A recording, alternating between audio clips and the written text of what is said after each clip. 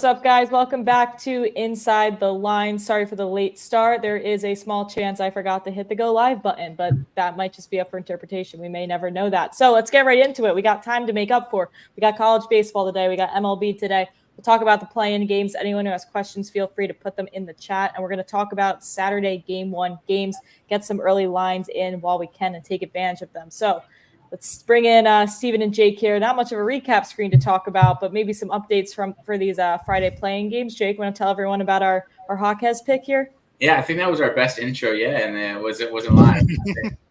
But we're saying how we like Jaime Hawkes yesterday, and I gave it out in the chat at plus 160 for 4+ assists, and he's hit that. I don't know what's going on in the chat right now. Yeah, someone's upset.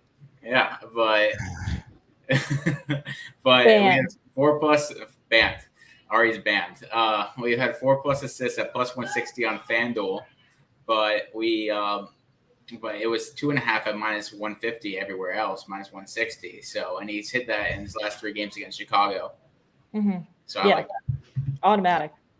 I gave that one out on Twitter as well here. Herb Jones, someone else over 1.5 made 3s. I like. If you want to get our official picks for tonight's games, watch yesterday's show. Today, we're going to mostly talk about Saturday's games, just getting ahead for the team. Before we get into the NBA, Steven, I'll send you to the chat to talk some NBA or MLB with anyone with questions here. Let's get into some college baseball and some MLB, some money we can make tonight, Jake. We'll start with Arkansas, South Carolina here. Friday Night Lights, we're going with an under. Yeah, if you could share my screen real quick, if you could show it. Yeah. We reworked some of the college baseball database, and there's an interesting trend with Arkansas. If you look at it, Arkansas unders are 20. I'm highlighting it right now. 21-6 so far this season, which is pretty insane. And then when Hagen Smith starts, which is their Friday night starter, 7-0 to the under. So pretty insane stats, and most of those lines have been around 10.5 where they're at today.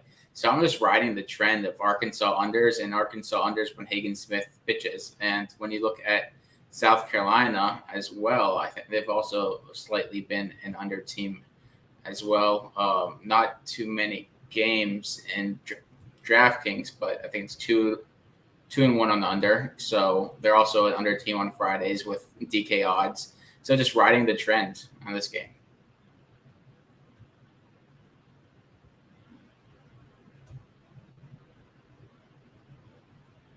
Oh, I think are you muted? My bad. God, I am just not on the ball today. Sorry, guys. Let's talk about another under here we have for Friday night. USC Sacramento, the line's 12. Yeah, so we would set that line at 10. The interesting thing is that USC has really reworked their rotation. So for every other team, they have announced their starters, but USC and Sac State, I have no idea who's starting. But if it was just a regular matchup, we'd have this game at 10.1 runs. So we've had the under hitting close to 70% of Sims. And Sac State, in 9 games that they've had so far with DraftKings odds, the under is 7-2. So that's a pretty big trend there. If you look at USC, 4-4 on the under. So not much of a trend, but doesn't look like there've been a ton of high-scoring games there either. And the under, when USC is favored like they are today, the under is 7-3 when USC is a favorite. Love it. We're going unders on Fridays. That's what we do. Let's go do some money line plays here. We'll go just straight up Miami money line here. Yeah, Gage Zeal has been awesome for Miami. He struggled a little early in the season, got hit hard, but he's gone 7+ innings, and I think his last 3 starts, and one of them he went 8 innings. So I really like Miami here. Let me find that game right here. Don't hate fading Louisville either here. Sebastian Gongora, he's been a little back and forth. He's a lefty. I'm not sure about Miami splits against lefties, but I do like Gage Zeal starting for Miami. If we look at the database, Miami on see they're much better at home. They're 8-7 at home plus 65. Compared to away, they're 2-10, almost minus 9 units. So we like Miami at home. Really good home splits for Miami, and we like fading Louisville. Louisville as a dog is just 3-7, minus 2.15 units on the money line. They don't got that dog. Yeah, so Couldn't two be trends that help us there. Couldn't be me. All right, one more college baseball play. We're going with a 2-leg money line parlay. Yeah, I'm going with Virginia against Georgia Tech. Virginia, they've been a little inconsistent, but they're still the 10th best team in the country. We have it is an ACC game, but they have really good home splits. We have them winning this game 79.1% of the time. And then I'm pairing that with Vandy against my Gators, hedging happiness here again. We don't have money line value per se, but it's not like there's bad value. We have Vandy winning this game at 65% Sims. Florida's going with a bullpen game. They're starting Pierce Capola, who's been hurt the last 2 seasons. He finally made his first appearance last week and gave up 5 runs in 2 innings. So he's a little raw right now because he had to sit so long because he had back surgery and he had an arm surgery. So it's a little rough for the Gators. Yeah, and so it's interesting. I think he had corrective back surgery, and like before the surgery, he was 6'7". Now he's 6'9". So pretty crazy. Whoa, that is wild. That's a story in itself. I'm going to look into that. Yeah. All right, that is a couple college baseball plays we got. We'll move over to the big leagues here in the MLB. We're going with another money line parlay. We'll go with Phillies Astros here, plus 165. Okay, value. Yeah, we 2 borderline A picks or A picks in the model. We like both teams. We like Spencer Turnbull like before his injury a couple of years ago, and he was the Tigers' best pitcher. Then he got hurt and he's been out, but we still like Spencer Turnbull because of what he showed before he got hurt. And then with the Astros, Verlander is making his first start of the season, and the Astros haven't been good, but getting minus 150 against Washington is pretty much always good value, even though Houston hasn't been that good this season. So parlaying these two at plus 165 on DK, and I would line shop on your books, maybe get a little better, but this is what I got on DK. Okay, good stuff there. We'll move over to one more play before we get into some player props here. We'll go over to our Orioles, our sweet, sweet Orioles here. Yeah, so we have the Orioles projected for, I think, 6.4 runs. They hit this line in all 3 of their games. Last time they were on a road trip against Boston, they hit over 5.5. The Orioles, I think, they've gone like 3 straight games with 3+ homers, which is like, I think, a team record, or it might be even more than 3 games, but they've homered in at least the last 3 games they've had 3+ players with home runs. So that they're really hitting right now, and we like the matchup against Marsh in Kansas City. We have a ton of overvalue for the whole game if you like that better, over 9. We have 11 runs being scored, but I'm just playing the Orioles offense at plus money at plus 130. We have plenty of value here. All right. That's the favorite type of plays. That's what makes baseball interesting here. We're going with the overs. All right. Let's move on to some props to make things fun here. Some home run props. We'll go through these quick. We'll start with Carpenter here. Detroit Tigers, I believe. Yeah. Come on. There you go. Carpenter had a double yesterday, but I know there was some interesting comments about the ruling on his double because it was lost in the outfield against the Twins. But he still goes down as a double, so that has helped his confidence. He's, I think, 1 for 6 in his career against Joe Ryan, but that one hit is a home run. We have this around plus 300 from the plus 300, plus 350, somewhere around there from the home run. So getting plus 650, it's worth a little sprinkle here, even like half or a quarter of a unit if you just want to throw that in there. Mm-hmm. I forgot to mention our boy Gunnar here when we were talking about the Orioles, but we like him to hit a home run as part of this over 5.5 runs, right? Yeah, that goes into that. We like Gunnar today. You were saying how you love his name. It's a pretty awesome name. Yeah, I might have to steal a name if I were a boy. Gunnar Fetner. But we have him at plus 298 to hit a home run in the model. That's where we would set the lines at plus 475. All these lines, Stephen Fetner, that's a great name. All these lines seem to be best at BetMGM if you're going with homers. So we like BetMGM for the home run props. Yeah, big time. We'll go to one more BetMGM home runner here with Bobby Witt. Bobby Witt, yeah. I feel like every time we have a Bobby Witt prop, it hits the next game. But we like plus 550 here. Just Dean Kramer, who's going. If you want to do a little sprinkle on Gunnar Henderson, Bobby Witt home run in the same game parlay, do it. I mean, I think there could be a lot of runs in this game. Dean Kramer, Alec Marsh, they have been okay this season, but if they get hit, they tend to get hit hard. Mm-hmm. Fair enough. All right, one more prop here before we give you a break. We're heading over to Seattle. Seattle, yep. So this is going with Julio's been really bad this season. He always starts bad, Julio, but then he finishes third in the MVP race. But he starts bad, and sometimes when you start bad, you just have to manufacture your own runs. Get a single, walk, but then you can steal a base, get yourself in a scoring position, then you build yourself from there. So we're going with a little J Rod to steal a base at plus 395. I think we set the line at plus 285, plus 295. So there's some value here. I think he's facing Dakota Hudson, who isn't the best to run on, but he hasn't pitched a lot recently. So I wouldn't look too much into that. If you look on Switch Analytics, they're really good for finding which matchups is good for a player to steal a base on against a pitcher.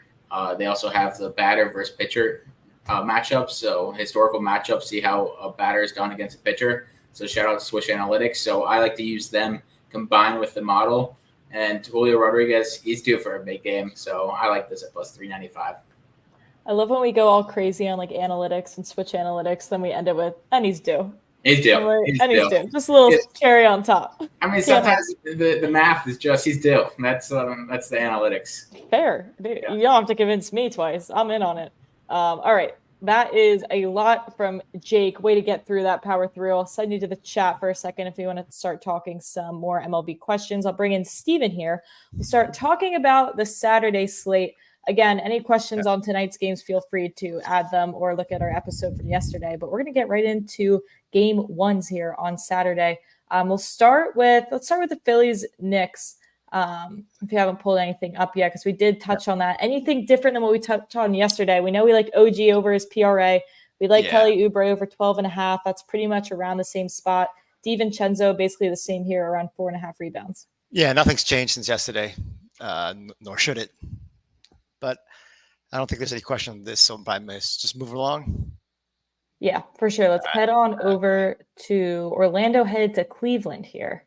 Yeah, so the model really likes Cleveland against a spread because we're assuming health for their 3-star guards. Well, Caris LeVert can look like a star sometimes. I really like Evan Mobley. I like this yesterday at 4. You can get 14.5 in most spots at plus money. I think I would take that. That's what I had yesterday, but I'll be greedy and take 13.5 even at minus 130. I think there's buy low value because he's coming in 3-2 under. But right before that, he was a nice stretch with the 6-1 over. Other power forwards who averaged 13 to 17 points, they averaged 14.6 at Orlando, just a 3-4 over, but they averaged 17.3 at home versus Orlando this year. And over the last 5, it's 20.6 with 4-1 over. So it is a lock. Love the confidence, Steven. Go crazy. I'm loving this Saturday and the 2 on Sunday games right now. I know. And it's our guys too. Yeah, someone like me too. Yeah, exactly. People we love. Yeah. Well, speaking of Lakers, Denver, we're going to our dog, Austin Reeves, who is the green check mark that just keeps on giving. Yeah, and he's still plus money over 15.5 points. Again, plus money on a line that's under his season average. And what are we doing? And then, last year is when he kind of established himself as someone potentially with star potential when he had 23, 23, and 17 in the close sweep versus the Lakers were, it was about as close as a sweep can get. But he played well, scored plenty. He has plenty of confidence against his team. Not quite sure why he's not at least minus 120 at over 15.5. Yeah, that's wild. Almost makes too much sense. But you know what? So did Kelly Oubre over 18.5 points and rebounds. And although it was a sweat, it was the right call. Yeah. So. And I'll try to stop myself from making any kind of Michael Porter, Jonte Porter betting jokes. But it's not a funny situation. No, kind of. Not really. It's a little funny. All right, let's go to Phoenix, headed to Minnesota. Nothing. We haven't really previewed all these games a ton necessarily, but in the series, we do love Minnesota and their young talent. This is a weird series for us. So in the Sims, you'll see that we actually are slightly on Phoenix to outright win this game, and it's odd because we have Minnesota. Minnesota is an underdog in the series according to the odds makers, but we actually favor Minnesota because Phoenix, a lot of their key metrics are very good on the road and arguably not any better at home. Their point differential is the same on the road, and they average more points. But Minnesota, while they're not as good on the road as they are at home, they do score more.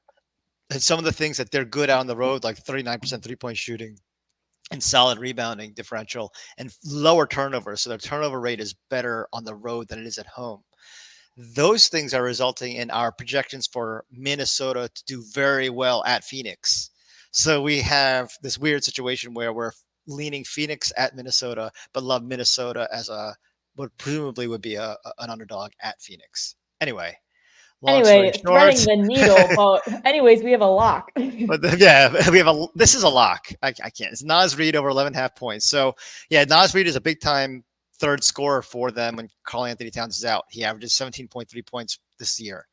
But only 12.3 when Karl-Anthony Towns plays, but that's still above the 11.5 line. And so what's his status again? Remind me, Cat. He missed a ton of time, and over that time, Reid was pretty much 18-6 and was killing the over. Karl-Anthony Towns came back for 2 games at the end of the year, did not play particularly well, did not shoot particularly well, and he's a player for his career. His points per game, every stat goes down a lot in the playoffs. So my theory is a few years ago when he was the man, they would let him work his playoff problems out. But with Naz Reid playing well, with Anthony Edwards clearly established as their best player, and they got a real squad, I don't think they're here to give Cat, all the leash that he might need to work out any problems. If doesn't have it, I think they'll gladly go back to Reid. So even with Karl-Anthony Towns, I see this as a better than average Naz Reid with Karl-Anthony Towns playing opportunity. So 14 points. Mm-hmm. Yeah. I'm in on it. I think I'm going to put this on early edge tomorrow too. All right. We got 2 more games to get through here. Indiana at Milwaukee. Looking at the star Tyrese Halliburton here, PRA. Yeah, 30. I mean, last year when other point guards who averaged 32 to 38 PRA, when Drew Holiday was the point guard there, they averaged 34.5 last year. This year they're averaging 39.6 and the 7.3 over. So I love that. There's buy low value on his last month where his average just 32.1, but he does average more on the road, 36.2, and he's been phenomenal against Milwaukee with nearly 44 per game his last 5 matchups with them. Mm-hmm.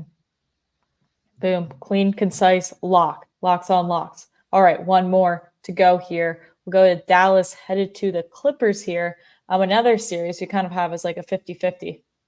Yeah, I think the steam going from Clippers to Dallas is Kawhi Leonard's not been ruled out, but he's still not, given his history, I would be surprised if they played him. His line is posted as if he's going to be playing a full slate, but that's easily can be removed. I mean, yesterday, the other day, Terry Rozier's line posted like an hour before he was ruled out. I'm going back to, I love this one, Ivica Zubac. So I usually don't love a player who costs me a pick recently, but not in this case because I had over 10.5 points for him or 11.5 points, and he had 10 points in the first 10 minutes and then sat because there wasn't much for them to play for. So this is a different situation, especially if Kawhi's out. The model has him nearly 14 points, strong plus money on a line that's under his season average, much higher home average in general, 22 and 12 overs. Centers who average 10 to 12 points versus Dallas. When they go to Dallas, they average 7.2 in 6 games, but at home versus Dallas, they average 10.5. So that's a lock. There's a couple of these that just seem like they make way too much. I know. I'm getting a little cocky and a little high on myself. With my little 5-game streak that it was just I don't know that Atlanta Chicago play-in call saying Chicago's going to kill them on the boards. That working just doesn't take much encouragement to feel great about myself. Apparently, crazy. And I did see in honor of Big Cheesy, since he's our probably most loyal, most helpful person who chat. We do NHL playoff sims. All the game data is obviously posted on Sportsline. I wish I had more hockey knowledge to explain this stuff, but if we have the time, real quick in the series. We're leaning Tampa Bay over Florida. Florida's got an awesome defense. They didn't last year. The model still incorporates a little bit of last year where they allowed almost a full goal more than they did this year. And that's bringing Florida down, not being as good as some people they probably are.